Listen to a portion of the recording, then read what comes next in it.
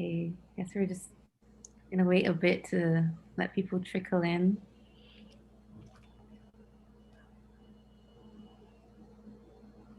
Yeah.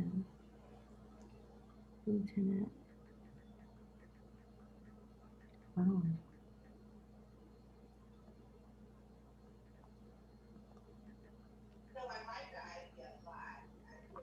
Okay, yeah, I just heard from Kat that she has internet problems because of a power outage, so Okay. that changes the Oh, let me. yeah.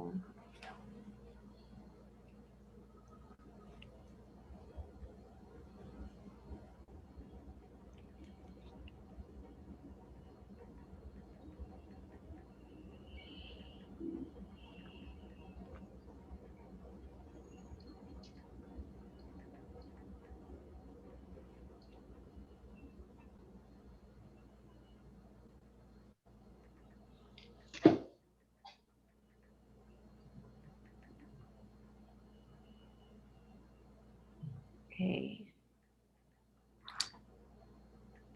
Oh, Thomas is here.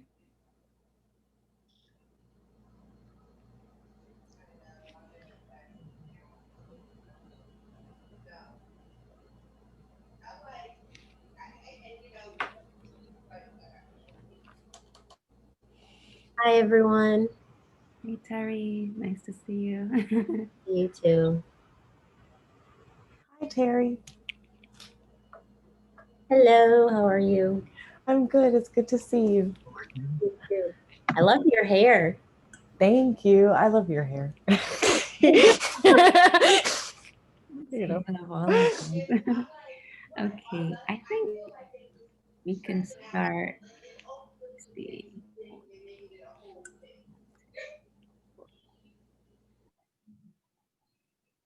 And Remy got in. Yeah. Okay. I think we can just start and then others can join in when they can. I know Kat is having some um, issues with the internet, and Marianne is going to join us a little bit later. So great, let's get things started. So I want to just welcome you back to our very first artist residency of the Volumetric Performance Toolbox.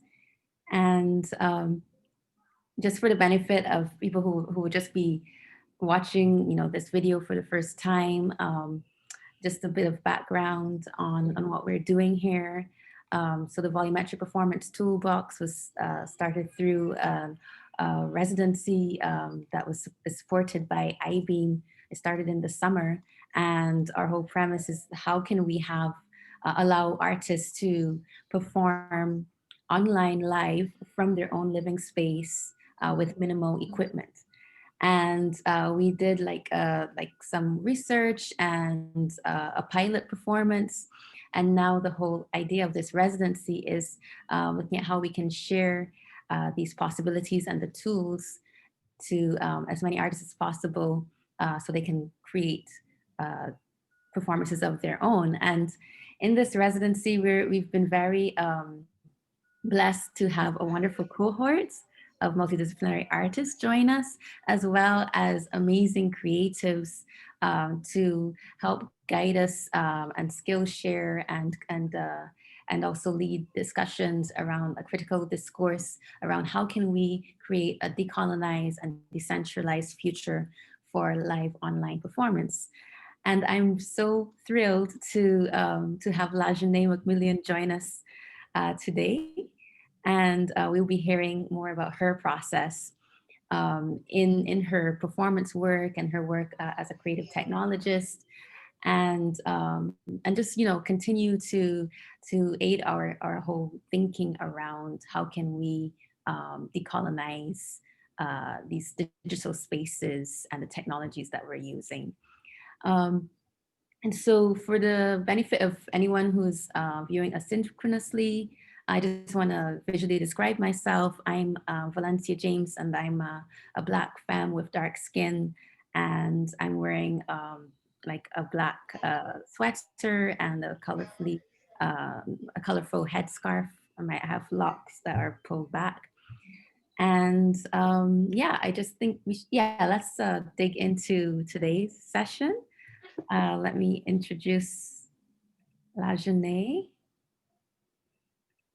LaJune is a new media artist, creative technologist, creating art that integrates performance, virtual reality, and physical computing to question our current forms of communication.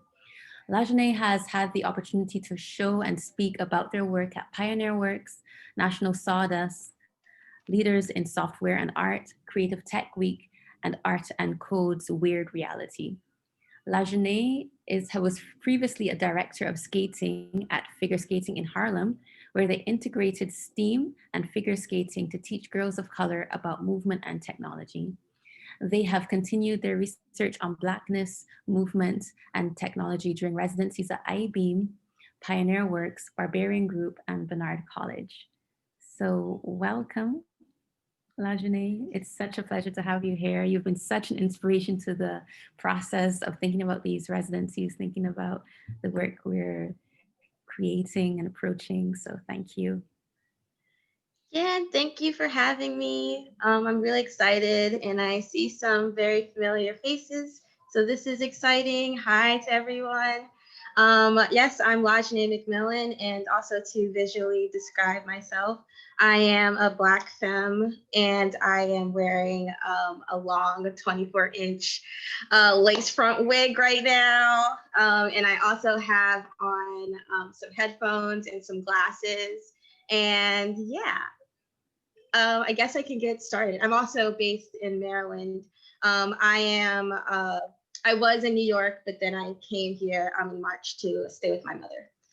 So I guess I'll get started. I'm gonna sort of introduce myself. I'm gonna share my screen. Boop. And yeah, I wanna see if everyone can everyone see my screen? If someone can just say yeah in the chat, that'd be nice. Yeah. Yes. Good. Cool. Awesome. Thank you. Great. So yeah, so basically today I wanted to come and give a shorter version of a workshop that I have been developing called Understanding, Transforming, and Preserving Movement in Digital Spaces. But before I do that, yeah, basically just to show you some work that I've been working on for the past like 7 years now. Essentially, I started to do this performance work as part of my schooling at NYU Tandon, part of the integrated digital media program. I was really interested in motion capture, as well as how I could use motion capture in performance to create these really immersive and just immersive and visually stimulating experiences. And yeah, I think from there, I was really, once I left school, I realized that my access to a lot of these different technologies changed drastically, mainly because I just couldn't afford a motion capture studio, and I also did not have like the right like computer equipment or even just like motion capture, just like technologies or anything that I was like really working with while I was still in school. So yeah, I'll just read out this first slide. In the past few years, access to motion capture data, 3D character-based models, and software to make animation yourself has skyrocketed. From Make Human the Mixamo to Carnegie Mellon's motion capture database, the ability to make and finish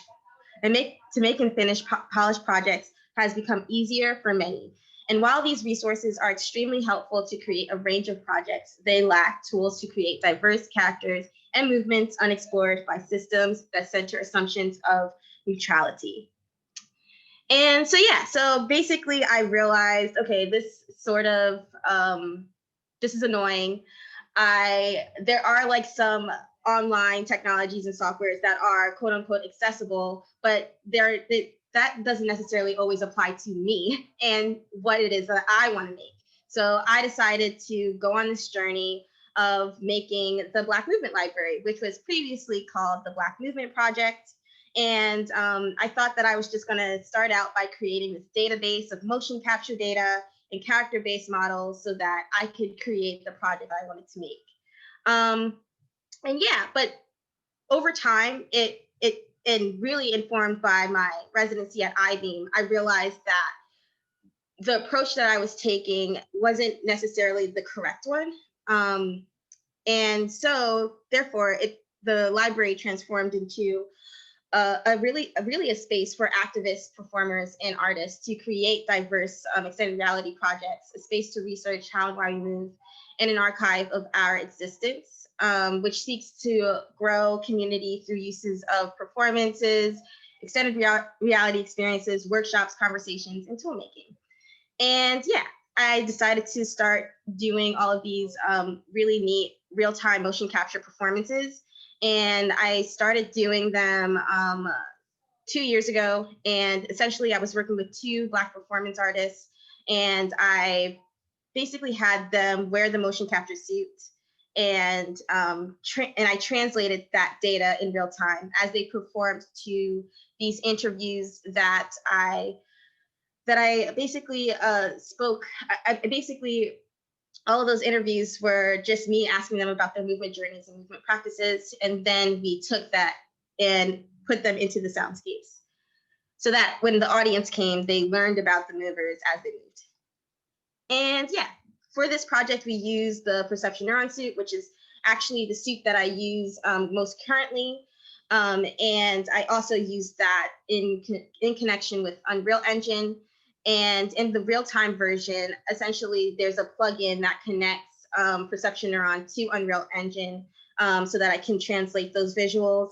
But then there are ways, if I want to just like record the data using perception neuron, I can just apply those movements to the characters that I create for each performer.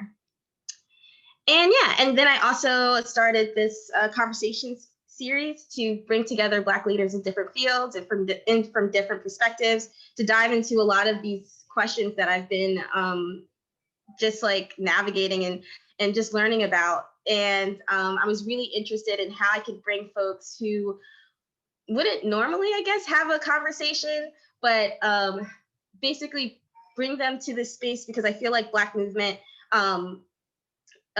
it's a part of all of our lives, like whether we're just like walking or moving through space. I'm really interested in how we all can have a say in how this space is built, and how it can be just really like equally distributed, not just something that a creative technologist or just like someone who's just a performer, but really like dive into like people from all a variety of fields who are doing work around this, like these ideas, to sort of just like have like a say in what this space means. So yeah, so I started the conversation series, and the next thing I'm planning is an Afro Movement and Technology Symposium. But yeah, so after that, I actually started a sort of fellowship with Abrams Art Center, and everything pretty much was changed drastically during the pandemic. And that really changed the way that I was thinking about this project, mainly because a lot of the different programs that I was really into were all like live. So it meant that people had to come together and to be able to experience this space in real time. But this time has really challenged me to think about ways to continue this performance work, this really important work, and really connect to performers and movers while online.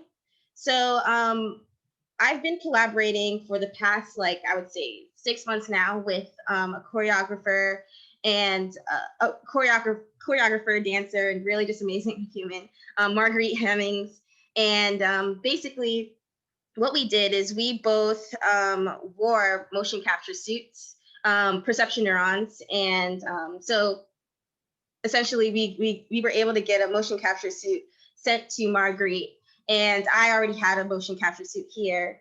And we challenged ourselves to create new portals of connection over Zoom while we were wearing these suits. And we found different movements, or I guess like we discovered, tried to re-understand those movements. And yeah, we tried to like connect to each other like over this platform, which sometimes does not have that ability. So yeah.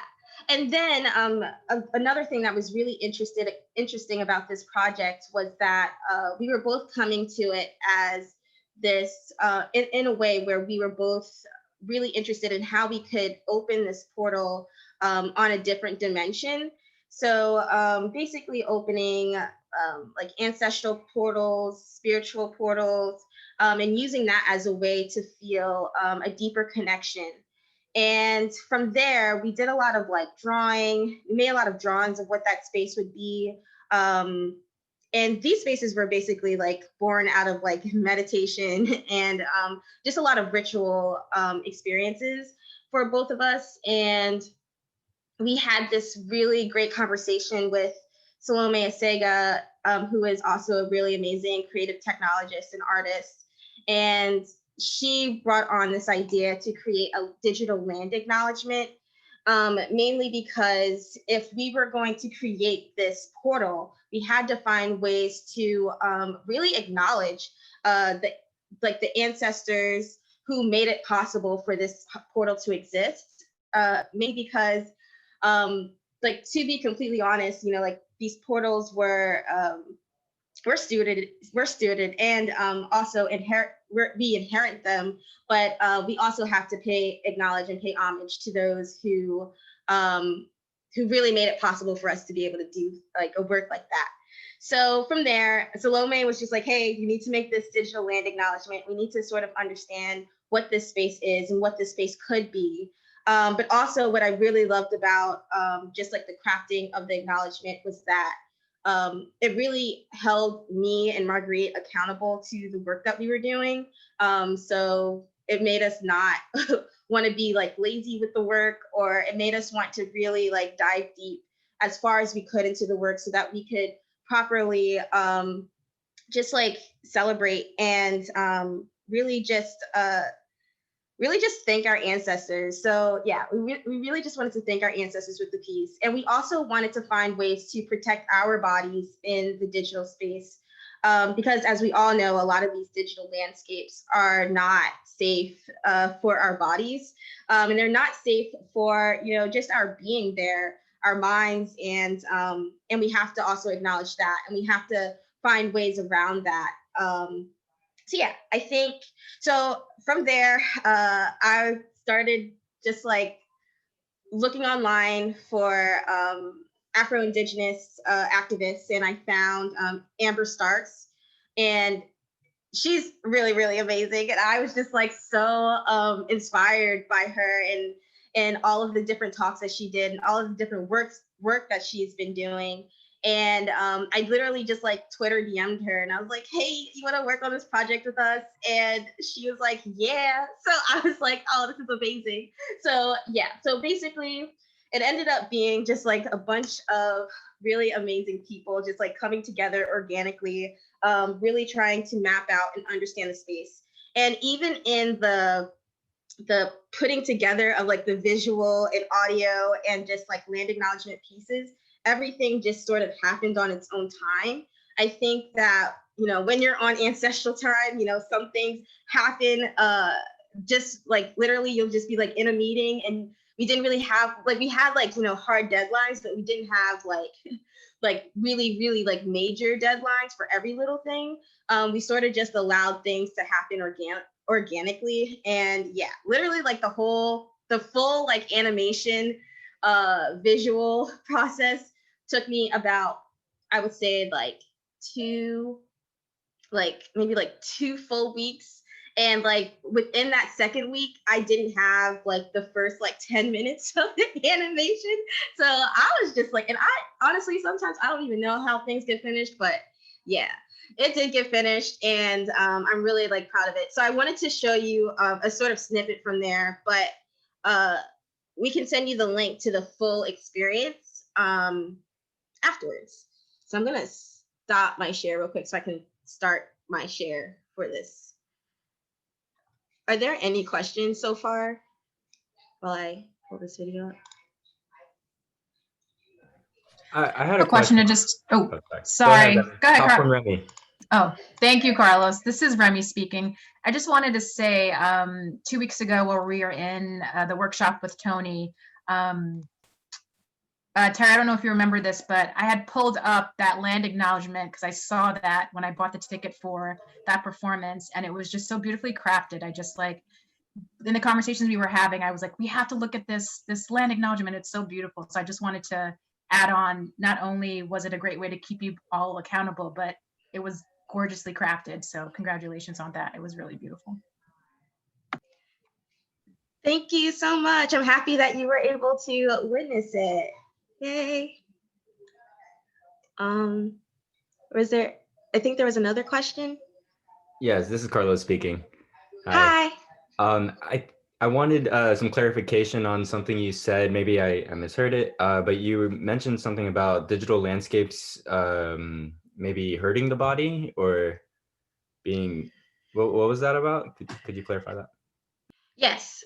So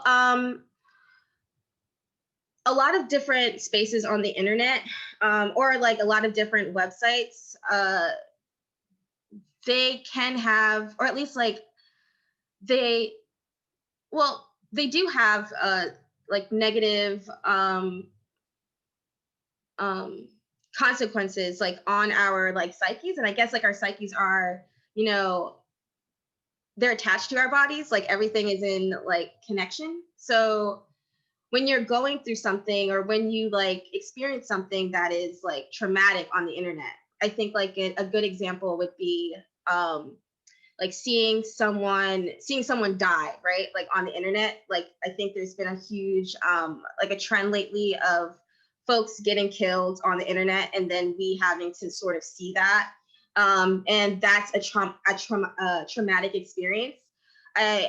What I am saying is that also gets embedded into the body, you know, in a lot of different ways. It's not just something that lives in our minds, like isolated from our whole entire embodied experience. And so with that said, it's really important to understand that and take note of that the internet lives in us, you know? So with that said, all of these different digital landscapes that we do end up creating, we want to make sure that we are not perpetuating those systems that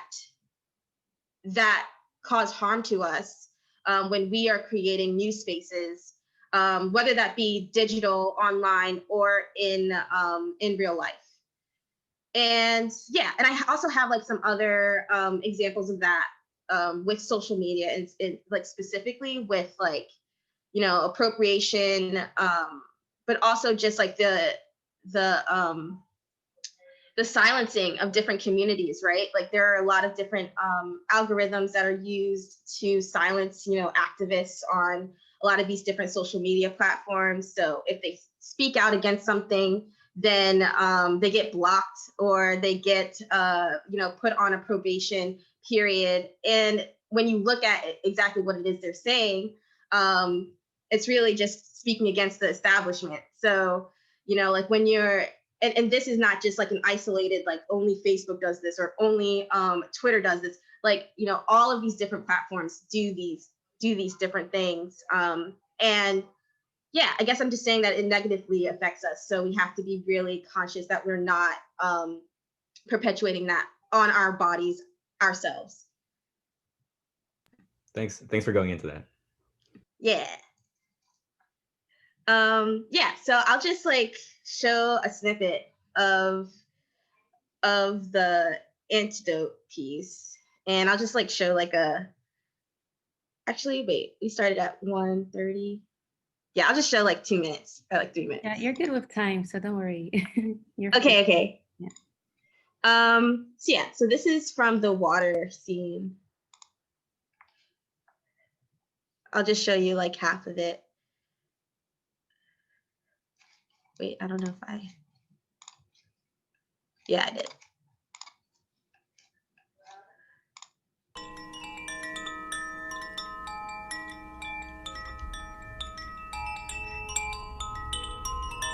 Wash your eyes, wash your eyes, wash your eyes, wash your eyes, wash your eyes, wash, so you can see.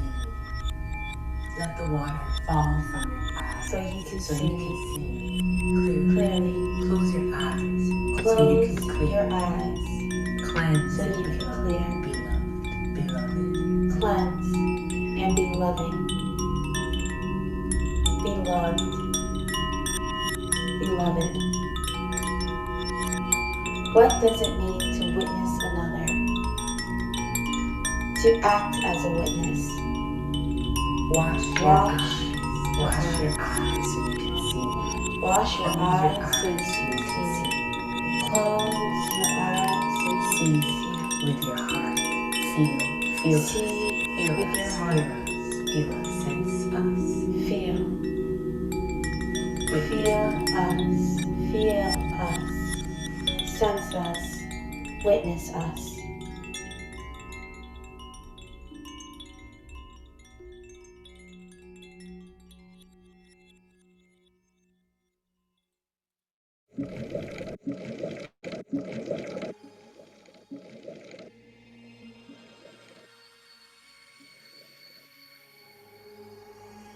We will not let us be destroyed. We will not let anyone exploit this planet. We will not let this place be destroyed. We will not let anyone miseducate our children. We will not let anyone strip away our time. We will not let anyone mistreat this land. We will not let anyone erase our body. We will not let anyone violate our space, anyone control our spirituality. We will not let anyone extract our minds. We will not allow ourselves to be broken down. We are holding you accountable. Are we ready to divest from the lie? Are we ready to leave? To be free?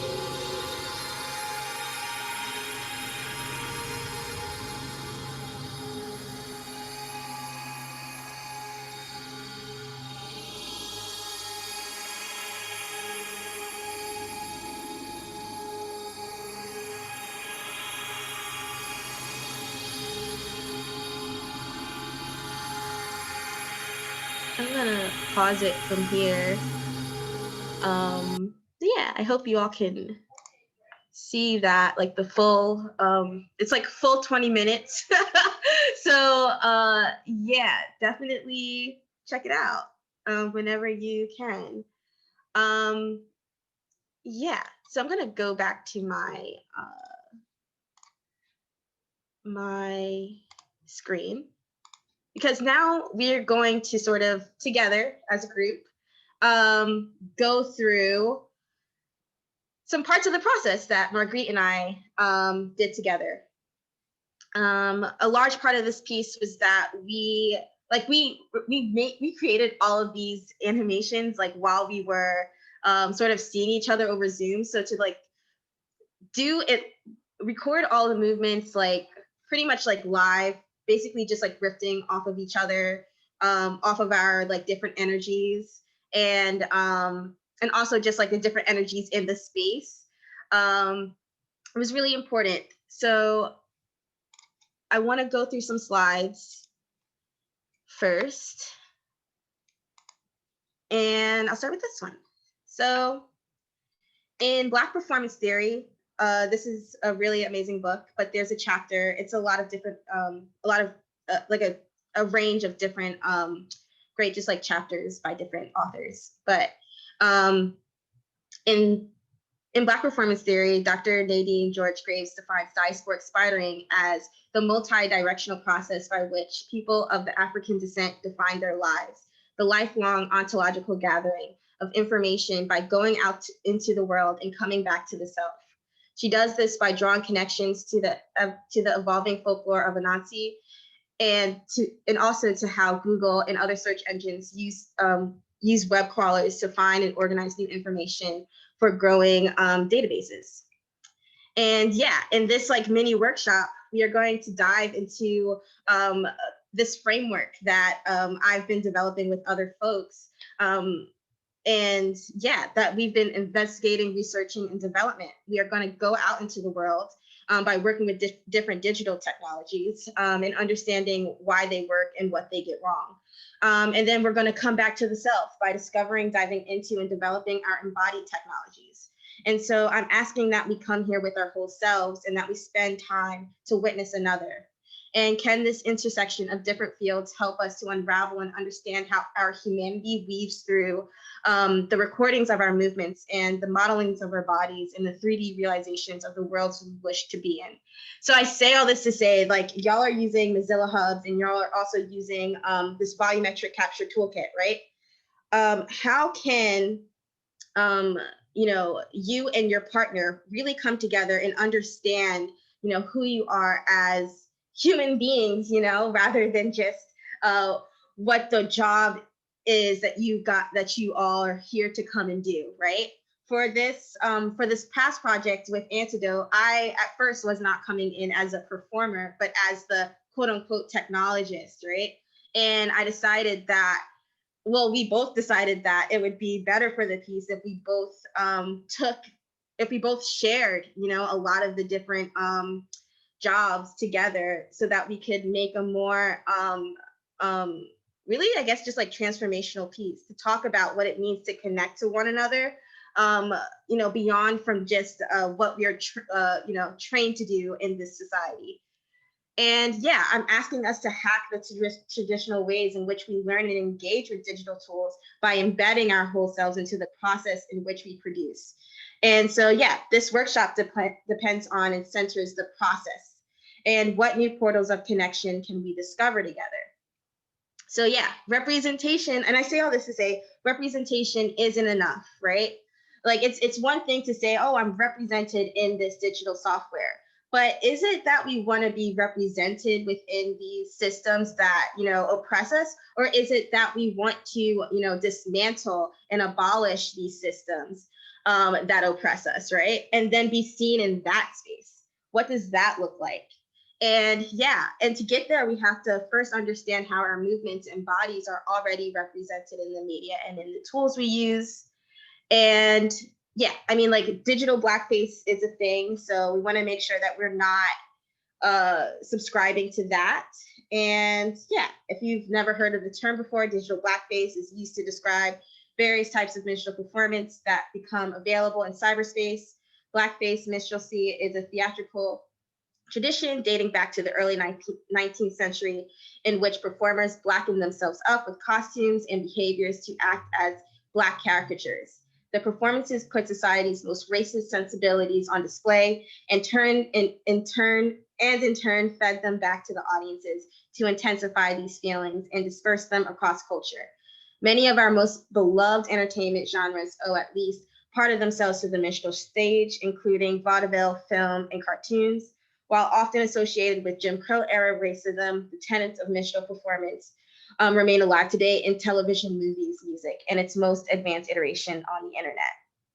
So I also, before I dive a little bit deeper into this, I also want to bring this up because, this isn't a new thing, I think a lot of folks get caught up in digital technologies, right? And say like, oh, like this is so like far removed from, all of the different problems that we have ever had. But honestly, it's just an evolution of problems that have already existed.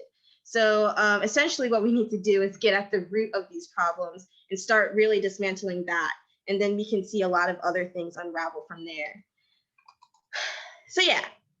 And yeah, just like bringing up, just like different examples of this. And yeah, I think in the chat, Terry just wrote about TikTok. But yeah, like in 2018, there were lawsuits filed against Fortnite. basically for using mainly dances from Black creators without permission, compensation, or credit. So basically erasing names from dances, and the lawsuits are still on pause because the dances are not considered choreography under copyright law. But then back to the TikTok, we also see this with different social media platforms like TikTok and like Twitter, but like Twitter and TikTok, where basically our gestures, our movements, our personas are basically taken without compensation again, right? On TikTok, a lot of dances from Black creatives are stolen, and they're stolen by white creators. And when they're stolen, a lot of these creators then go on to get a lot of different opportunities, right? From there, they get a lot of different, they become famous essentially for quote unquote creating dances that they stole. And then, and then with memes and GIFs, a lot of folks just like to make fun of Black folks by using us as their memes and their GIFs. And but then on the flip side, within digital tools and softwares, this is just like an example from Mixamo, which is an online bone generator, and also it's an online rigger, which basically allows you to put bones into avatars. But then it also essentially creates, it also has like a movement database there too. And I think that it's a really good online software to get going. However, because a lot of these different motion capture databases are, given to us as quote unquote easy to use, they often omit valuable information from the users, including information about the motion capture actors themselves, and who provided the movements, and important historical and cultural information around the movements performed. So I say all this to say the common thread of these examples is the oversimplification of Black people, our stories, and our lives. And this is really a network of systems that quantify and degrade our humanity in order to capitalize off of our existence and being. And Black movement does not only represent our individual experiences, but also represents our collective memory, transcending space, time, white supremacist social structures. It allows us to connect to each other, our ancestors, our deepest selves, and gives us space to communicate to our future. Black movement is a technology, holding the stories of our existence across the diaspora. And so, our bodies and movements are more than data points and avatars. They hold our humanity, and it's time for digital spaces and for tools to reflect that, and for all spaces to reflect that. So with all that said, let's start with just like a movement exercise, and then from there we can have some time to sort of talk about it. And we're going to do the self-calibration.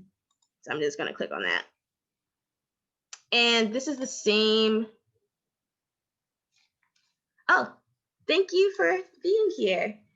So so I'm just going to take us all through just like a body activation. And this is like the same body activation that Marguerite and I went through when we were creating the piece for Antidote. And I would love for us to go through that and sort of bring ourselves to this space. Okay, so I'm gonna start it off. All right, and actually we don't necessarily need to stand up for this. We can also just sit in our chairs if we don't have space. But if you want to stand up, then that's fine. Whichever is good for you. Okay, so let's all take a moment of silence. And now let's take a deep breath. On the next breath, send it down to your toes. Next, send your breath to your foot. Send your breath to your ankles. Send your breath to your calves, to your knees, to your thighs. Send your breath to your hips. Send your breath to your lower back, to your gut, to your ribs,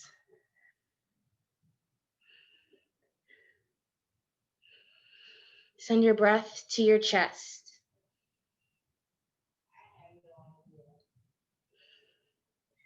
Send your breath to your upper back,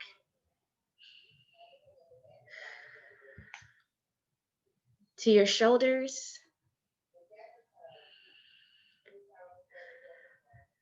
to your upper arms, to your elbows. Send your breath to your forearms, to your wrists, to your palms. Send your breath to your fingertips. Send your breath to your neck. Send your breath to your jaw, to your mouth,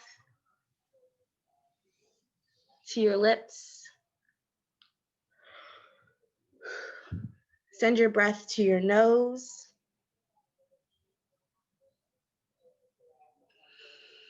to your eyes. Send your breath to your eyebrows. Send your breath to the top of your head.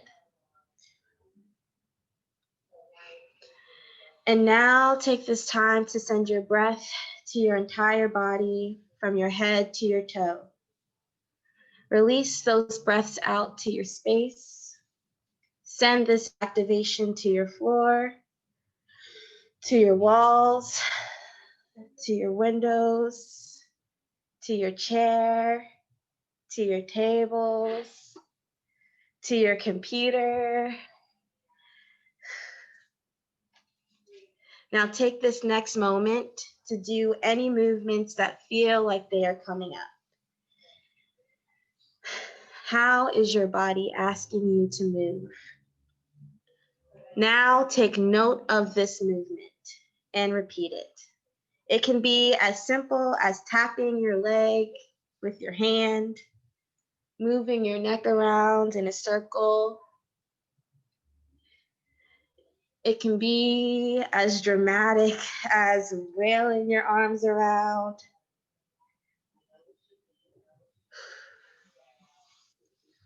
Repeat this movement. And once you feel comfortable, come back to self. Take a deep breath. And thank you. Whew. Okay.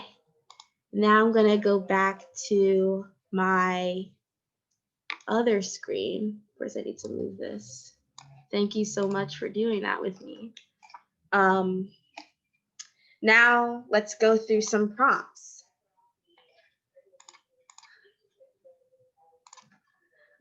So I would like everyone to take the next couple of minutes answering these questions. Who are you and where you're located? What has come up during this exercise? And if you were to give your movement a name, what would it be? How would you visually describe this movement? And how would you internally describe this movement? So we see before in the examples that I pointed out before, there was this really like minimalizing experience of what movement is, right? In these motion capture databases, a movement is never just, just one word, or even if it is just one word, how can we give that word its proper meaning? So I'd like for us all to basically take some time to describe what our movements are and what they mean to us. And I think that it's just really important that we take this time to do that. So yeah, and if you have any questions, just drop it in the chat.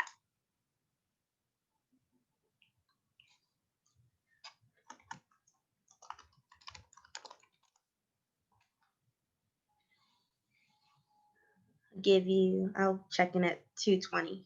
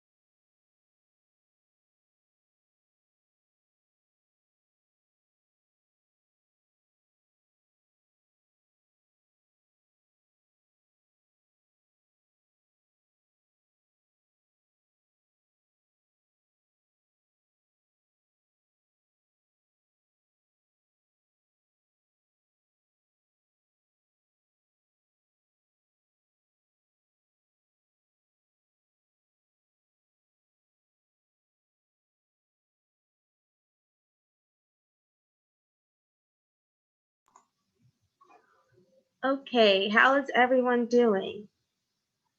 Does anyone need a little bit more time?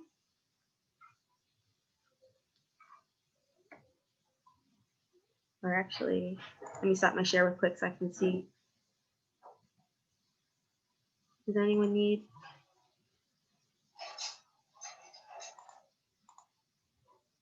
And would anyone like to share? You can just come off of mute or, oh, a couple more minutes? Sure. So I'll give into 2:23, 2:25. I'll put it in the chat. Okay. So,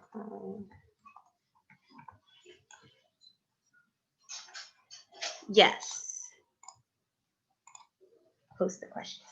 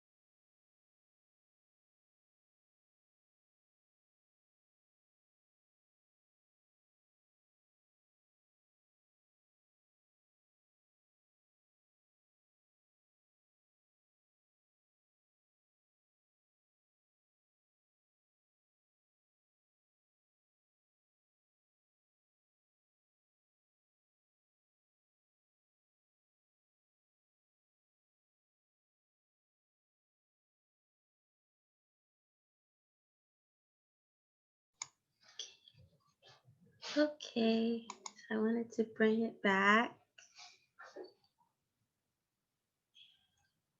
What I will do is, for folks who may still need time, I'll put the questions in the chat. But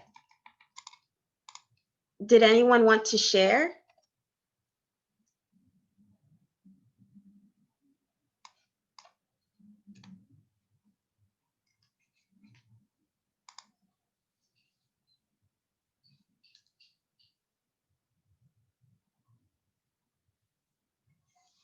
There are no wrong or right answers.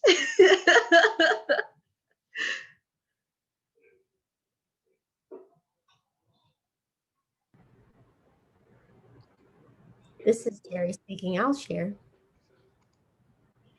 Awesome. Just sharing the answers to all of them, or like a summary. Whatever feels right. What came up for me was an unprecedented tightness of the chest when I tried to breathe into my chest specifically. And after that, when you gave us the cue, I went into what I called a relinquished bow, where my head wanted to drop forward. And I think in the dropping of the head and sort of giving into the weight of the head, for some reason, it made it easier to breathe deeper in my chest. There was that, it released the tension. And internally, the internal description, I said, give into a heavy head, use the weight of the head to stretch the back fascially, pull the hip away from the bowed head for a deeper stretch, rock back and forth from your toes to your heels. Yeah. Oh, I love that.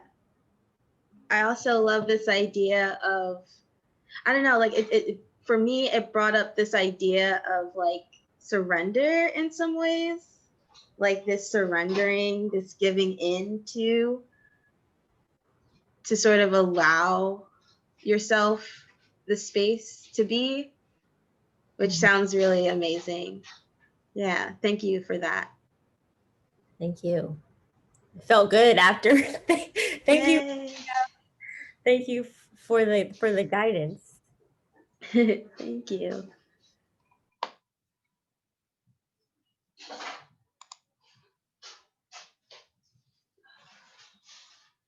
Does anyone else want to share?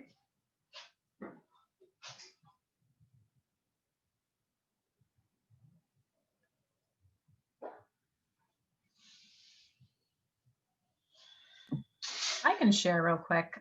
This is Remy speaking. The exercise for me brought up sort of like, I think, a tightness or a lack of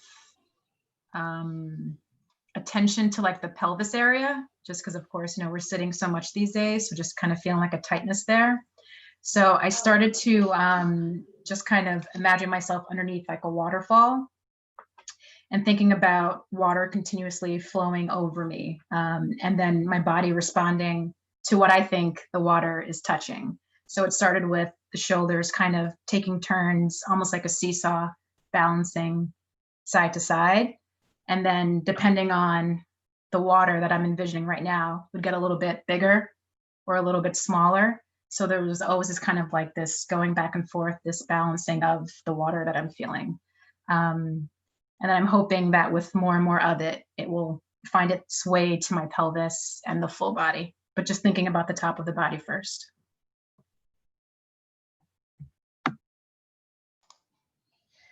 Thank you so much for that. Yeah, that's very interesting. I feel like maybe if you do the activation, like, but in reverse, that might be helpful.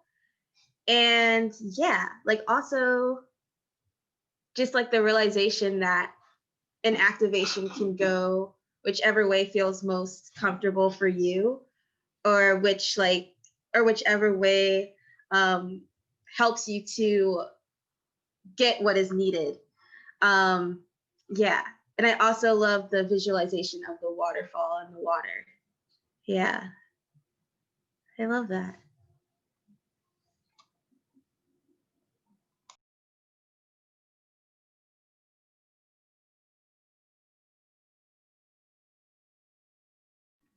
Is Valencia speaking? I'm, Yeah, keep it yourself. oh, did anyone else want to go or share?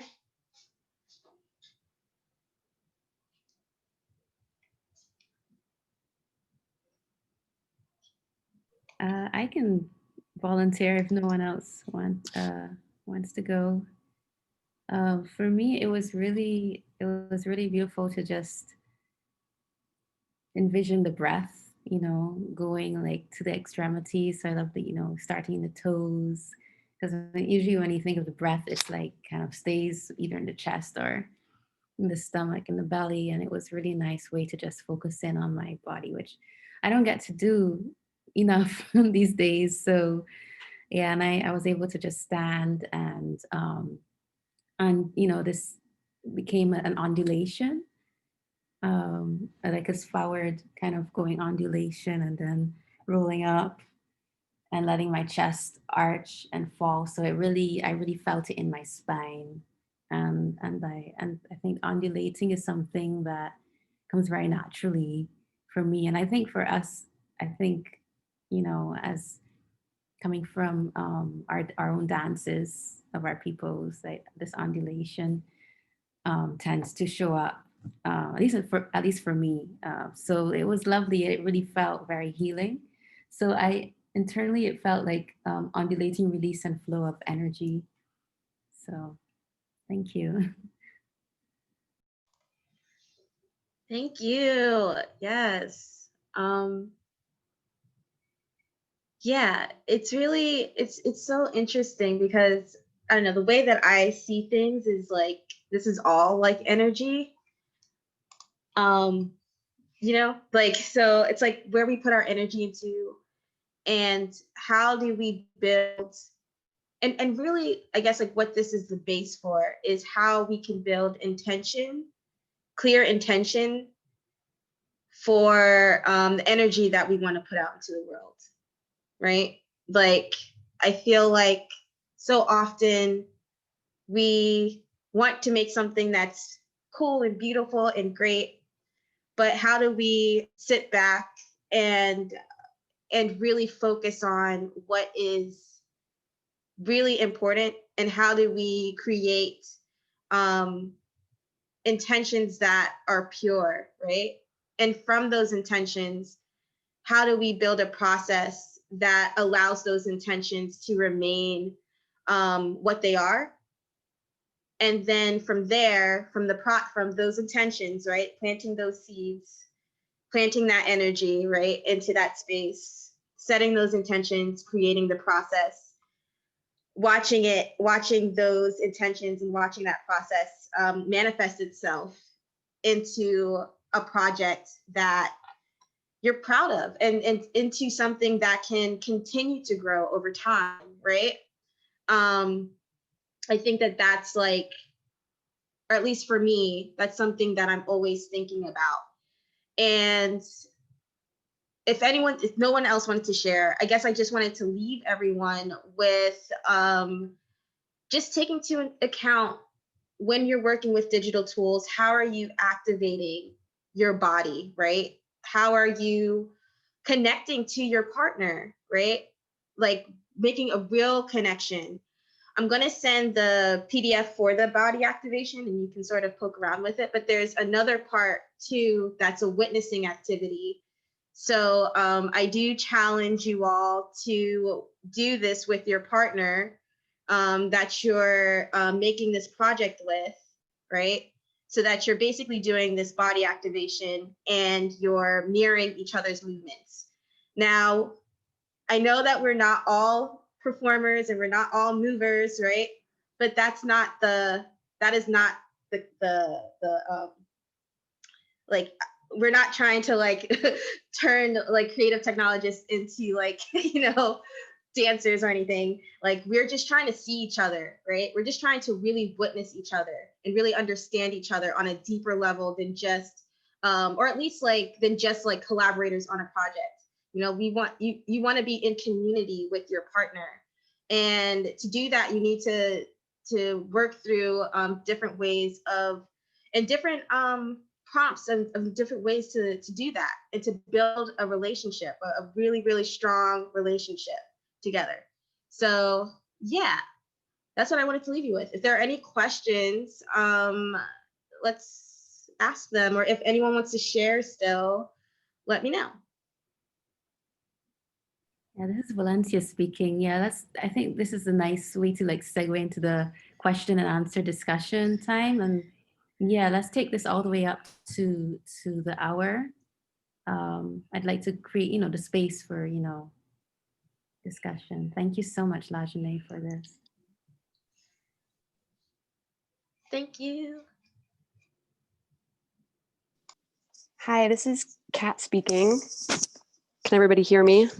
I'm without video, without internet. Thank you so much for that presentation and discussion and exercise. That was so wonderful.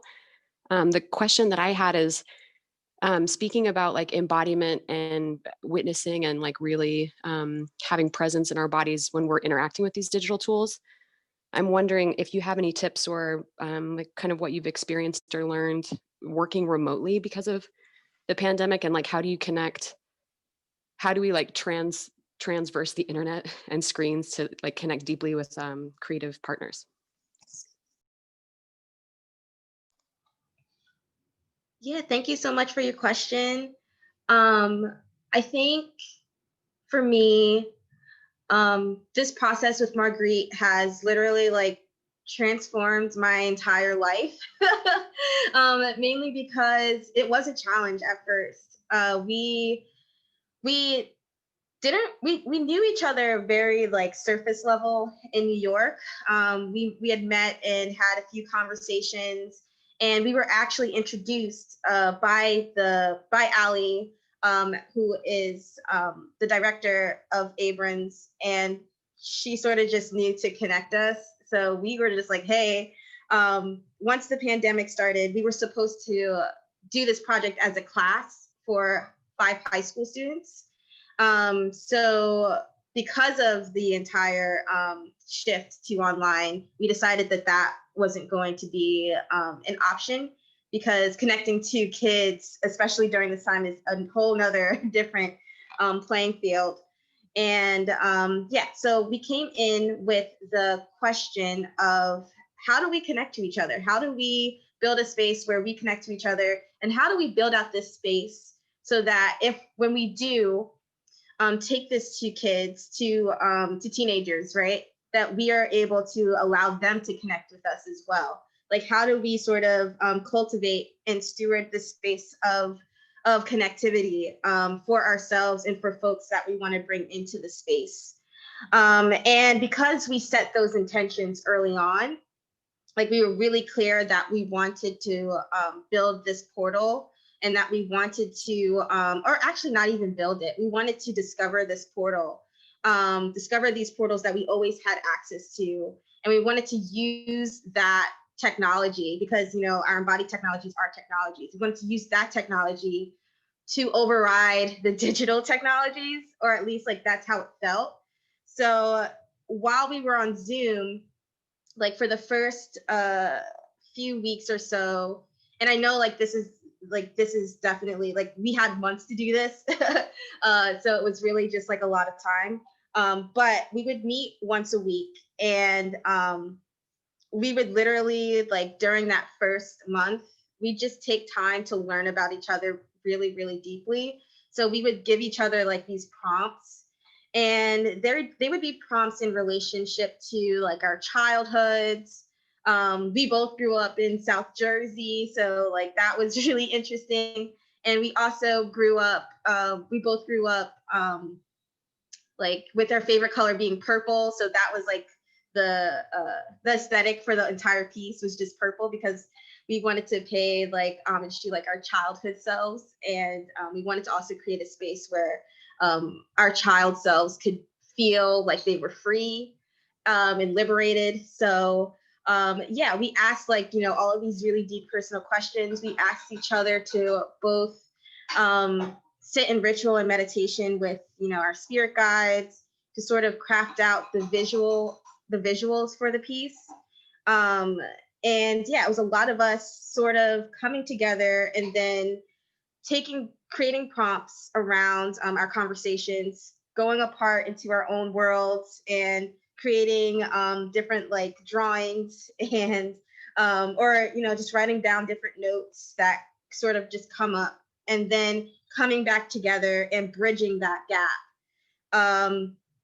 And yeah, I feel like in a way, and then also when we were doing our body activations over Zoom, we would start with the body activation whenever we started our time together, and then we would then go into the witnessing activity.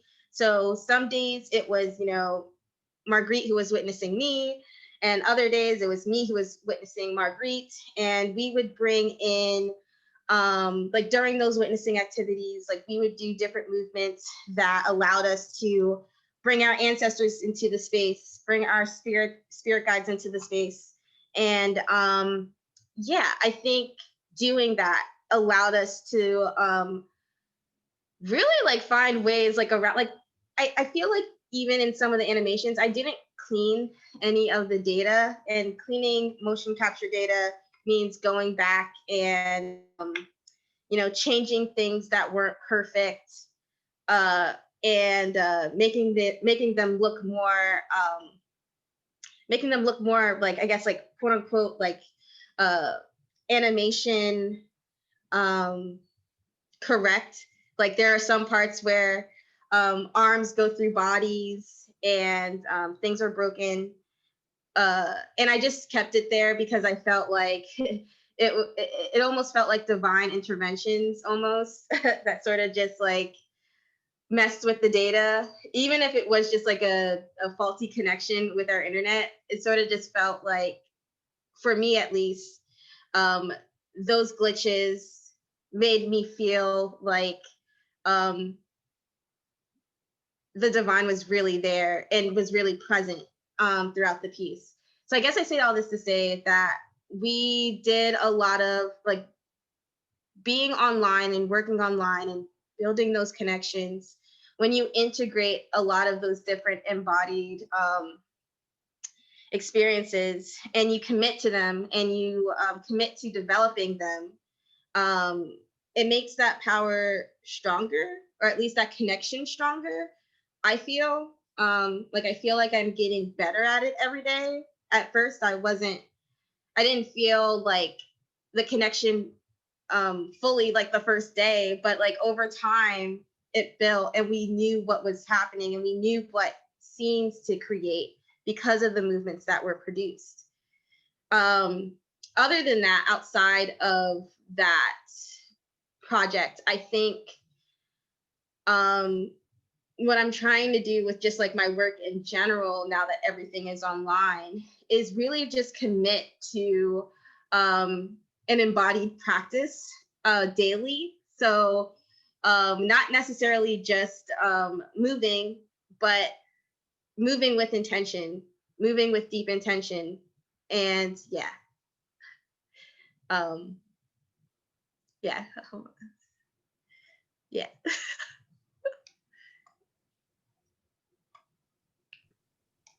Hi, this is Carlos speaking. Beautifully put. I really like the prompts, and the meditation was very liberating. I did have an observation, which I guess sort of led to a question, and I really like to see how we can maybe expand on it. But I'm not coming from a dance background, but I do enjoy movement, and I enjoy movement when I see it in a digital vessel of this sort.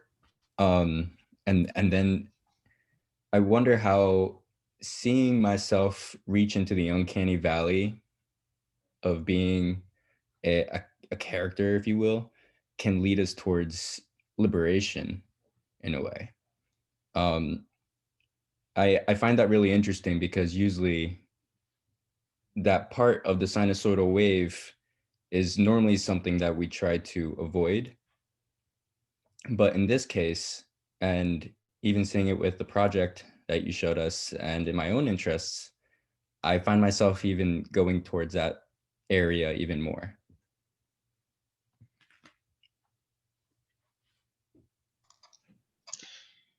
Yeah. Thanks for your question. I think that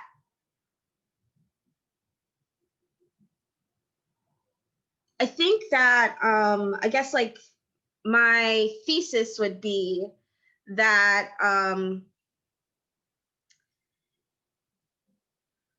or like, how do I put this?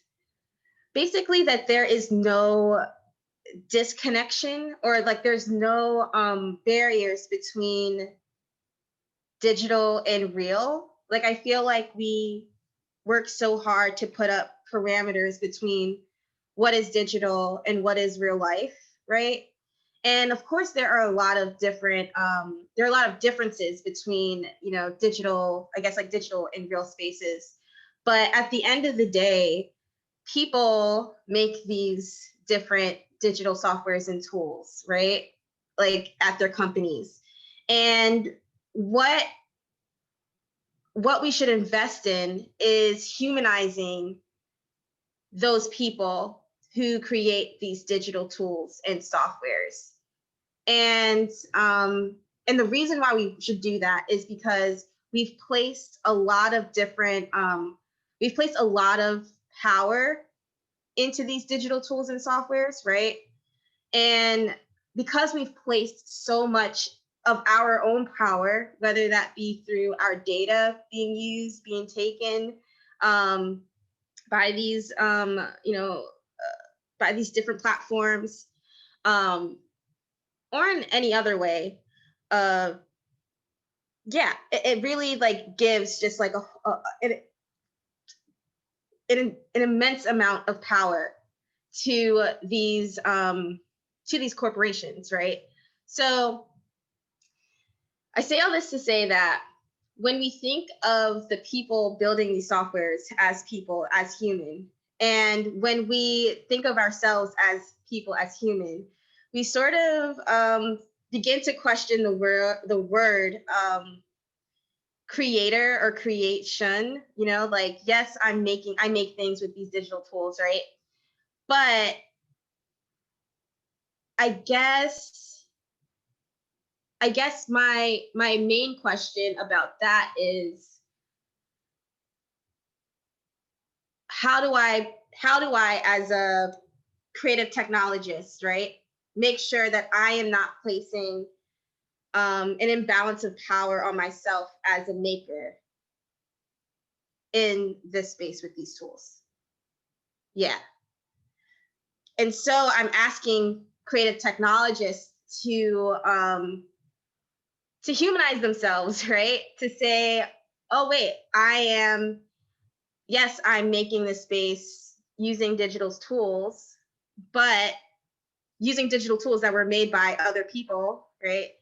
But I'm also making sure that I am not giving myself, you know, too much power in that, or at least an imbalance of power that negates the people in the space that I am building this for, who are also people who also have their own practice, right?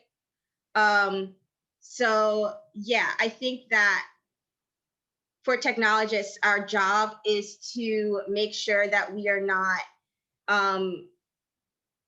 just taking away, and that we're not taking away or objectifying the people that we are working with, you know, and that we are really placing the human experience in the work that we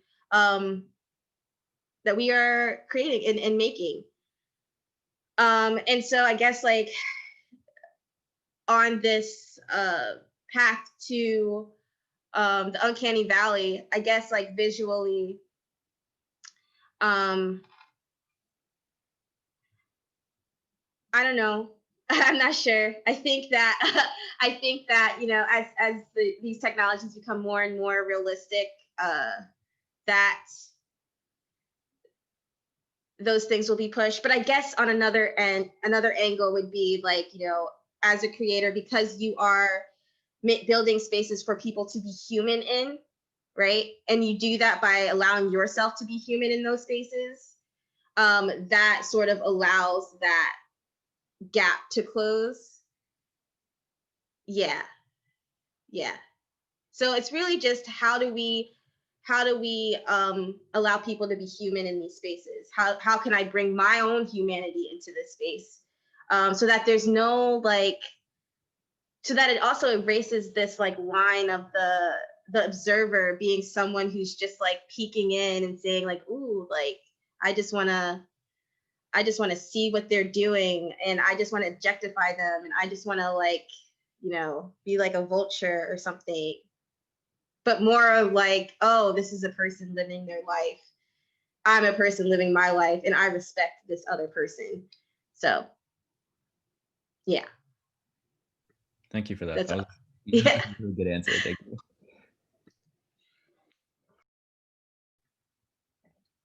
Hi, this is Aline speaking. Thanks for being here with us and sharing all of your thoughts and your knowledge. It's been really great to hear. So my question sort of has to deal with the way that you're sort of thinking about art making as spiritual and like connections to ancestors and spirit guides.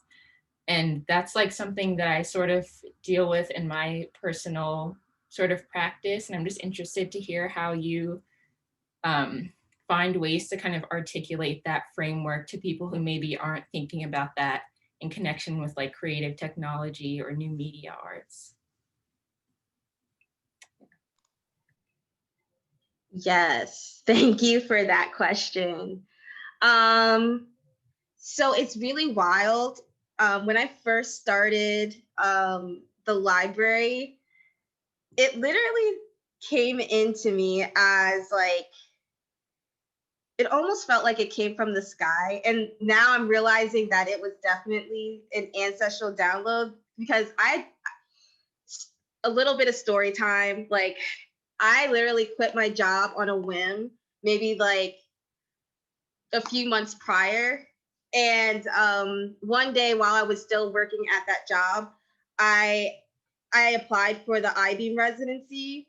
And I was like pacing around in my room, like, well, what's gonna get me, like, how am I gonna get this residency? And what idea will help me to like achieve this? And then I was like, wait a minute. And then literally it was like zap. They were like, here's an idea, run with it. Do you, now's the time. You better go do your project. So I was just like, okay, like they told me to do this. I like literally wrote my whole application in a day. I applied, and then literally I applied while I was still working there. I didn't know if I got the residency or not. But then one day my boss was talking wild to me, and I was just like, oh no, I quit. I was like, you're not going to be talking wild to me today. I looked at her email, and I was like, oh no, I'm not doing this. So then I literally I quit my job on a whim. I didn't have nothing saved up. And I was like, nope, I'm gonna have to figure something out because this ain't it. So literally like a summer of just like crying, because I was just like, well, should I have quit my job? Because now I'm broke. I don't know what I'm doing. And then I got an internship, and the internship didn't pay well, but it got me to where I needed to be. Literally one day, I end up getting this email from I-Beam talking about, oh, we want to give you like basically you're just like, oh, come in for an interview. So I was just like, oh, so then I was just like, yes, I had to shed all the stuff, and I just had to come back to had to shed all that negativity. And now that I shedded all that negativity, I can get to where I need to go. So I literally booked it. I did my interview, and then like a few months later, they were just like, you got this residency. And I was like, yes, I got the residency. And I really like, when I like think about the story, like actually like during this time too, I was like, I'd set up an ancestor altar in my room. And I also was just like, oh shit, like as soon as I set up that altar, they were just like, oh, we're just gonna keep giving you gifts, giving you presents. And I was like, yes. And so I say all this to say they blessed me so much. So I'm just like, I don't even care. Like if someone like comes to me and says, oh, I don't like that you talk about or that you want to like pay reverence to your ancestors in your work, I'm just like, listen, they've been giving me gifts and blessings all day, every day. Like I have to do this work, and they tell me to do this. So like I do it because they tell me to, and like period. And as long as I keep in that constant communication with them, and they keep guiding me and helping me, and I have to keep telling their story. I have to keep I have to keep allowing this sort of relationship to grow over time, because also I feel like that's just like a really like healing thing to do as well. I feel like we do have a lot of there are a lot of like ancestral curses that we have to heal.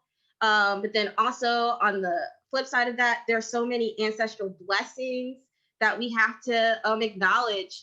And in my work, what I've seen and what I have witnessed is that when I follow that, when I follow that message, I feel so fulfilled. Like I feel so deeply fulfilled. Like, and it's on another level that I've never felt before. And the abundance, the amount of abundance that comes from that is never ending, and it reflects in my outer life. And I see when I don't do that, when I don't do that, or when I say, or when I'm scared, or when I act out of fear, when I act out of, like scarcity or anything, that's when things start going really bad, and I don't feel good, and I don't really like those projects. So yeah, I say that to say, like, I just listen, and I do as I'm told, because it feels really good and it makes me really happy, and I love the opportunity to just be able to have to just be able to know that there's like this overabundance of just like love and protection that's available to me, and that I can discover that and dive into that and get better at it over time. Awesome. Thank you.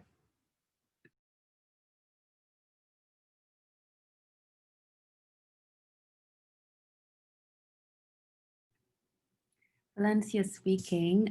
Thank you so much. I wonder if we have a couple minutes before it's noon in Pacific time, or what's that, 3 in Eastern Hold time? on, just 1 second. Sorry, my headphones went off. Ah.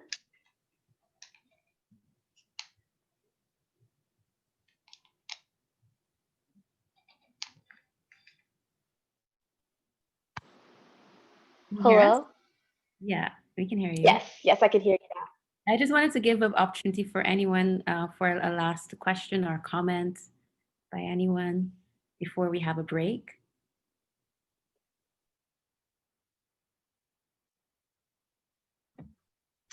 This is Remy speaking. I just have a really quick one. LaJune, can you just share like where we can see more of your work and follow you, like before you peace out? You've been such a like ray of sunshine and inspiration, and I just kind of want to keep tabs on you, for lack of a better word. So if you can share how we can stay in touch and follow your work, that would be really great. Definitely. Thank you so much for being here. And I actually post the most, I guess, like work-wise on my Instagram and my Twitter, and that is @_ love Laja. And then my website is laja.me. And yeah,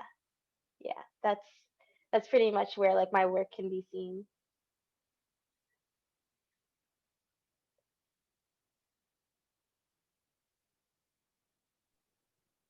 Yeah, Yay. thank you so much. It's been like so phenomenal to have you in this space. LaJune, thank you for blessing us with your insight and your wisdom.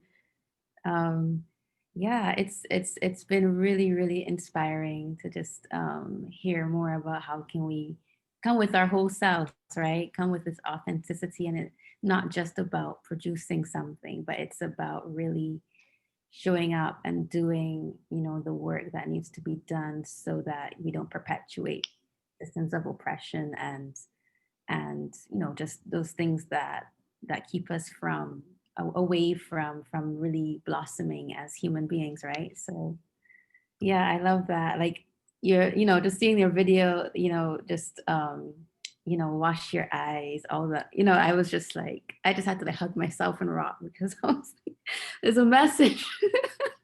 I was in church. Oh yes, it's so healing, even just in that clip. So I mean, yeah, it's just phenomenal, and I wish I could have experienced it in life, but it's just such a blessing. Let us know when next if you gonna have it again as a live stream. So yeah, without further ado, like this is the break time. We're gonna you know, have a break for an hour, come back at 1 Pacific time or 4 Eastern time. And for the next half of the workshop today, we have Kat Ross is going to share a bit about their work, and I'm gonna also give some insight into the methods that I went through, you know, working on volumetric performance toolbox, pilot performance, and we're gonna get into some practical activities, how to approach you know, making a performance, and definitely bringing in the you know, the movement activation and of what LaJune has proposed. Definitely, thank you so much. So have a great break. Thank you again, LaJune. Thank you all for being here. It's such a powerful session today. Thank you. Thank you all for coming. Yay. And good luck. And also, I'm here and available if you need help. So, yeah. Yes, LaJune is going to be keep with us, you know, in the next month while we are in our creation process. LaJune has been so gracious in making herself available to guide us. And so looking forward to that, to continue the conversation. Okay, so have a good week, everybody. Have a good rest of your day, LaJune. And but you're very welcome to join us again. Like, do feel free to stick around if you have time. All right. Well, I do have to go, but thank you all again. And yeah, I'm excited to see what you all come up with. Yay. All right. Bye, everyone. Thank you, LaJune. Thank you so much.